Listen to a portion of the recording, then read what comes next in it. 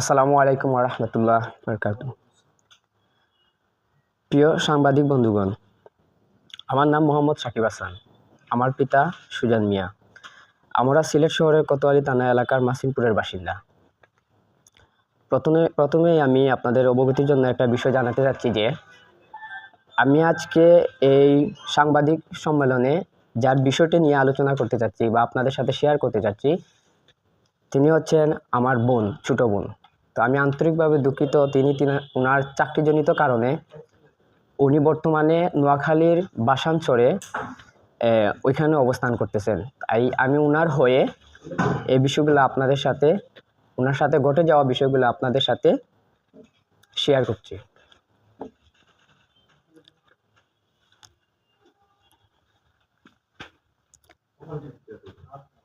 আজ খুবই কষ্ট নিয়ে আমার ছোট বোন তামান্না আক্তারের সাথে ঘটে যাওয়া একটি বিষয় আপনাদেরকে জানাতেই আজকের এই সংবাদ সম্মেলনের আয়োজন।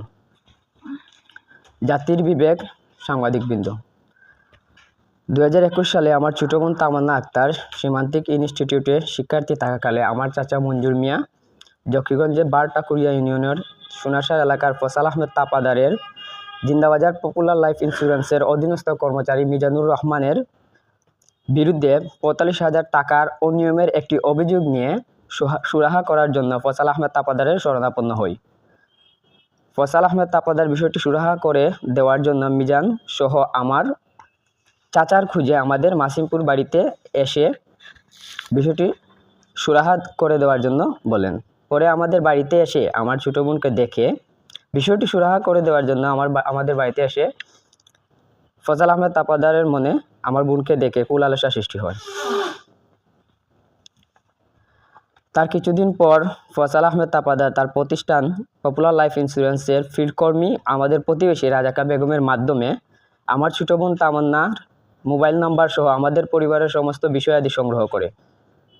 মোবাইল নাম্বার পেয়ে ফয়সাল আহমেদ তাপাদার আমার বোনের মোবাইলে কল দিয়ে উত্ত্যক্ত করতে থাকে।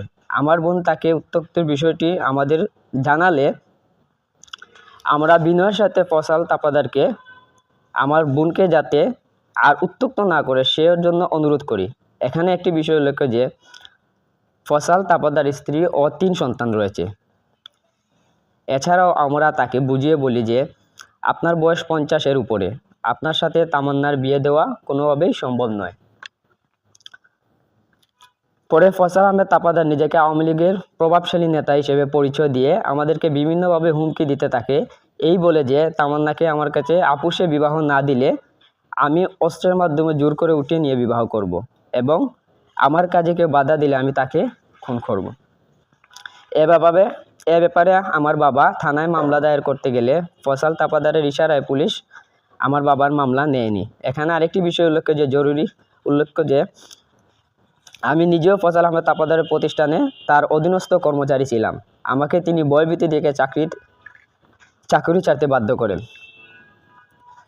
প্রিয় সাংবাদিক ভাইয়েরা, পরবর্তীতে ফয়সাল আহমেদ তাপাদার আমার বোনের প্রতিষ্ঠানের আশেপাশে তার চলাচলের রাস্তায় বারাটিয়া মাস্তান প্রকৃতির লোকজন দ্বারা আমার বোনকে অশ্লীল ভাষায় হুমকি দামকি ও বিরক্ত করে। কখনো কখনো ফয়সাল তাপাদার নিজেই এসে আমার বোনকে উত্ত্যক্ত করত। এসব বিষয়ে আমার বোন আমাকে এবং আমার মা বাবাকে জানালে এসব অতিষ্ঠ হয়ে আমার বাবা আমার ছোট বোনকে আমাদের নানা বাড়ি সুনামগঞ্জে রেখে আসে।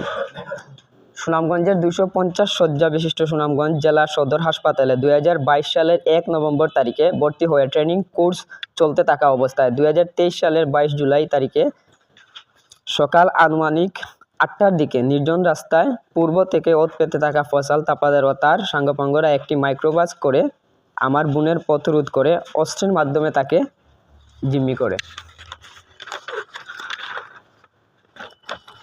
মাইক্রোবাসে তুলে গামছা দিয়ে মুখ বেঁধে অপহরণ করে নিয়ে যায়। গামছা দিয়ে মুখ বাঁধা থাকায় আমার বোন চিৎকার করতে পারেনি। পরে সেখান থেকে সিলেট শহরের হাউজিং স্টেটে নিয়ে আসা হয়। সেখান থেকে ফয়সাল তাপাদার তার সহযোগী মাহমুদুল হাসানকে মোবাইলে কল দিয়ে বলে, তোমার বাসায় তামান্নাকে নিয়ে এসেছি, তুমি তাড়াতাড়ি বাসায় আসো। একই দিন সকাল 11টার দিকে মাহমুদুল হাসানের বাসায় নির্জন একটি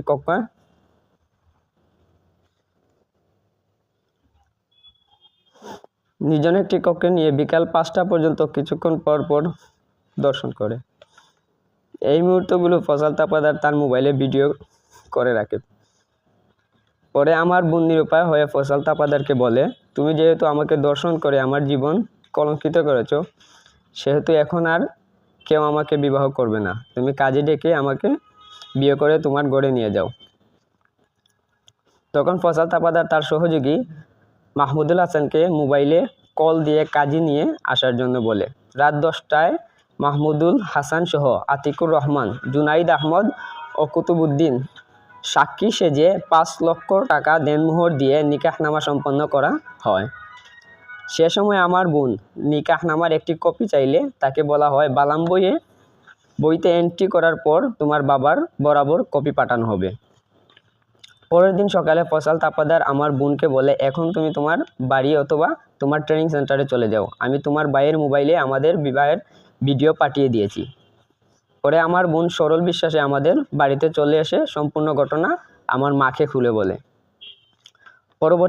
পরবর্তী সময়ে আমাদের বাড়িতে থাকা অবস্থায় জাতীয় সংঘের একটি প্রকল্পে নোয়াখালীতে আমার বোনের চাকরি হয়ে যায়। আমার বোন চাকরিতে যোগদানের পর ফয়সাল তাপাদার আমার বোনের সাথে নিয়মিত যোগাযোগ রেখে বিভিন্ন সময় অফিসে থেকে ছুটি নিয়ে বাসায় স্বামী স্ত্রী হিসেবে সময় কাটায়। এভাবে একদিন আমার বোন ফয়সাল তাপাদারকে তার নিকাহনামার কপি দেওয়ার জন্য বলে। তখন ফয়সাল তাপাদার আমার বোনকে বলে, নিকাহনামার কপি তোমার বাবার মোবাইলে প্রেরণ করেছি। আমার বোন তখন আমার বাবার সাথে যোগাযোগ করে জানতে পারে নিকাহনামাটি অসম্পূর্ণ। তখন আমার বোন ফয়সাল তাপাদারের সাথে যোগাযোগ করলে সে আরেকটি নিকাহনামার কপি মোবাইলে পাঠায়। এই কপিটি নিয়ে আমার বোন সংশ্লিষ্ট কাজী অফিসে গেলে তল্লাশি দিয়ে জানা যায় নিকাহনামাটি ফেক। আমার বোনকে ফেক নিকাহনামার কপি দেওয়ার কারণ জানতে চাইলে ফয়সাল তাপাদার কোনো প্রত্যুত্তর না দিয়ে 2024 সালের 8 সেপ্টেম্বর বিকাল 3টায় আমার বোনকে মারধর করে তার সাথে থাকা ভ্যানিটি ব্যাগে থাকা সার্টিফিকেট, চাকুরির নিয়োগপত্র, মেডিকেল সার্টিফিকেট, চাকুরির আইডি কার্ড, আমার বোনের নামীয় Pubali bank limited Ukhia branch শাখার হিসাব নং 10-16-12-19-560 চেক নং এর 29-12-526 হইতে 29-12-550 মোট 25টি চেক আমার বোনের স্বাক্ষরিত চেক বই সহ জোরপূর্বক নিয়ে যায়। পরে ফয়সাল আহমদ তাপাদার আমার বোনের সাথে যোগাযোগ রক্ষা না করা, অপহরণ করে প্রতারণার আশ্রয় নিয়ে বিয়ে করা, ইচ্ছার বিরুদ্ধে জোরপূর্বক দর্শন করা, মোবাইলে অশ্লীল ছবি ধারণ সহ জোরপূর্বক গুরুত্বপূর্ণ কাগজপত্র ছিনিয়ে নেয় আমার বোন স্থানীয়ভাবে বিচার প্রার্থী হয়। বিচারে ফয়সাল তাপাদার উপস্থিত না হওয়ায় এ বছরের 19 জানুয়ারি থানায় মামলা করতে গেলে থানা কর্তৃপক্ষ মামলা না নিয়ে আদালতে মামলা দায়েরের পরামর্শ দেন।